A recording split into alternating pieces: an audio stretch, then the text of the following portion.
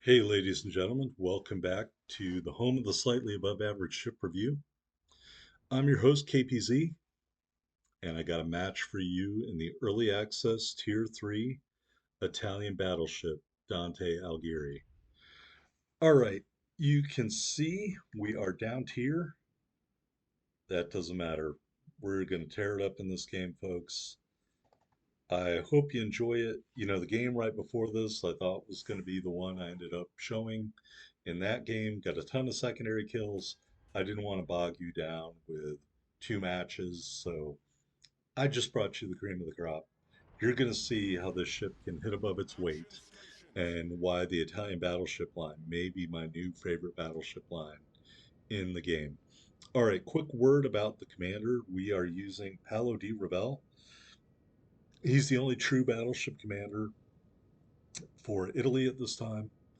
I was one of the people who loudly complained that there was no accuracy commander. And I'm going to eat my words here. I was wrong. I don't think you need one, not even for the Roma. And I can't believe I'm saying that. Thinking back about all the times I just felt so uninspired in the Roma, but I don't think you do. I think if you build out D Revel differently for the different ships, I think you'll get all you need from D Revel. All right, so just letting you know on these ships, I am running the Turret Traverse mod on Tier 3 and Tier 4, and I am not using Porcupine in my commander build. I'm using Crisscross. That being said, I am using running with scissors on the Tier 3 and Tier 4 ships. You know, in these Italian battleships, think of it like a boxer wants to fight on the inside. You got to bite down on your mouthpiece. You got to endure a little bit of punishment to get into your main battery range. But your main battery range and also your secondary battery range, that is where these ships really shine, in my opinion. You got to pay the price to get in there. But look, we have 6 heals. I've got D Revel at level 16, legendary level 2. Master Mechanic gives you 2 heals, so your ship comes with 4. So I recommend using D Revel for all of the Italian ships.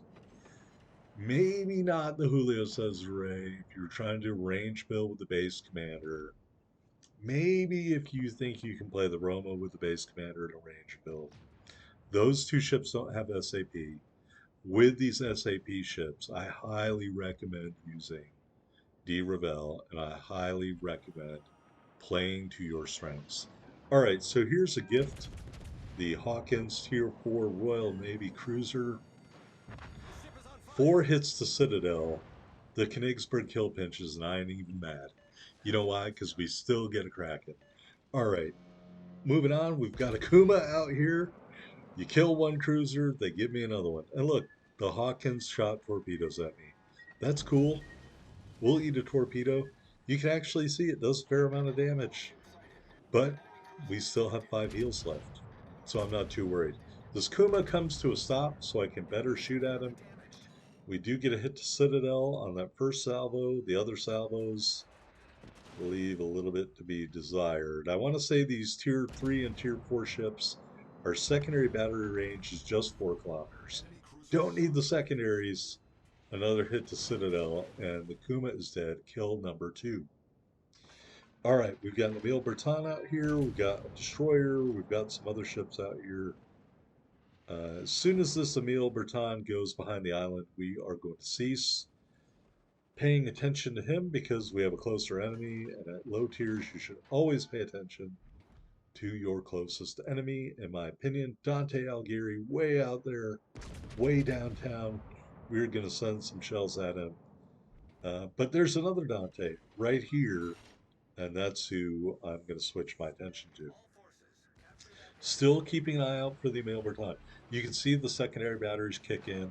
I really like the way Wargaming set up the ammo choices on these ships. I like having HE. I like having the SAP secondaries. Wargaming, I know you're never going to listen to me, especially me, but please don't change the ammo limit. I like it the way it is. The Italian cruisers, by all means, give their main batteries SAP. But for these ships, I like them the way they are. Please don't change them. All right, Emil Berton, got some hit points left. We were kill pinched earlier. We returned the favor. Emil Berton dead. Oh, did I say I'd kill number two earlier? That's kill number two right there. All right, Dante Alghieri, back to you. We are turning the first three turrets of the Dante are swivel turrets, very similar to the first three turrets on the Nikolai. They cross over the center line so they don't have to rotate all the way around the outside. Please use this to your advantage.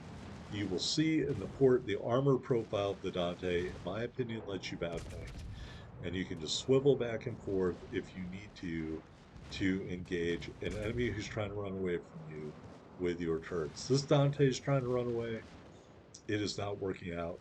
High caliber already at just 67,000 damage down here. Shameful. All right, we're continuing to shoot at the Dante, and we're going to chip away at him with these main battery salvos. And at the end of the day, he can't stand up to that. Finish him off for our third kill. Got an Omaha over here hiding behind the island. American cruisers, as you know, are very soft skinned. We are going to shoot a total of 4 salvos at the Omaha. There's salvo number one. I don't think it even hit him. Here is salvo number two. Does a small amount of damage. Salvo three and salvo four. Two hits the Citadel. Devastating strike. Kill number four. All right, we are on the hunt for the Kraken. I am going to re-accelerate here and try to come out from around this island. There is one enemy battleship. There is the other enemy battleship. We definitely do not want to get into the secondary range of the Nassau. The other two ships out there that are fighting are two Dantes, one on each team. I will give you a small spoiler alert. They take each other out. As you can see, Dante took out Dante, close quarter expert. But this other Dante, I believe, is taking damage from another ship out there who's also a Dante. And so the Dantes are just killing each other left and right on that part of the map. And there you go. All right, so just one ship left on Nassau. You already know we got a Kraken in this game, so enjoy me crackening the Nassau while I talk about these ships. So tier 3, tier 4, we run the main battery. I think it's main battery mod 2 in the first mod slot to improve our turret traverse. We do not run Porcupine for our commander skill, but we do run running with scissors as our legendary skill. That's how I would set these up. With these lower tier ships, you don't necessarily want to brawl, but you definitely need to get into your main battery range. And don't be afraid of getting in secondary battery range with these ships. I think the secondaries do a lot more damage at tier 5 and tier 6. I spec those ships differently. I build the commander differently. But for these ships, feel comfortable fighting in close. That's where these ships excel. And I honestly think they've dethroned the Russians as the best close quarter fighting ships in the game. I honestly do. And I love Russian battleships. So I can't believe I'm saying that, but I do. Also, want to get back to what I was talking about before. We just finished ranked tier season 3, and we're about to start ranked tier season 4. Julio Cesare. A lot of people going to be using the Julio Cesare. Now, the Julio Cesare doesn't have SAP secondaries, neither does the Roma. I plan on using the Revel in Julio Cesare. I just put out a Julio Cesare video maybe a month ago now called The Emperor. Feel free to watch that to polish it up. If you are thinking about buying it for legendary or for ranked, pardon me. We're gonna have a Roma video out as well. There we go, Confederate metal and the Kraken unleashed. All right, gotta love it when that happens. Here we are at my favorite screen, the victory screen. Kraken Unleash Metal, High Caliber Metal, Devastating Strike Metal, and Confederate Metal.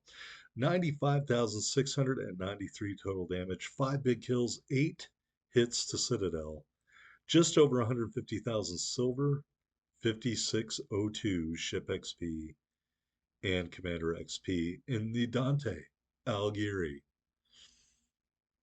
All right, here we are going to look at the scoreboard. There we are at the top of the board. Did you expect anything else? Of course not.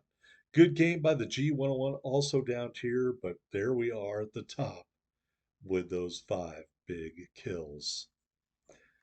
All right, let's go into the port and take a look at our ship setup and our commander setup. Just my opinion, just how these should be run. Here we are in the port with the Dante. And we're going to go take a look at the upgrades and loadout. One upgrade, main battery mod 2. Again, that's just the way I run it. It is fully upgraded ship.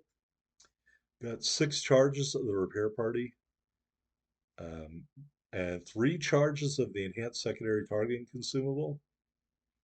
Got the temporary Regia Marina camo and the 2-year strong flag.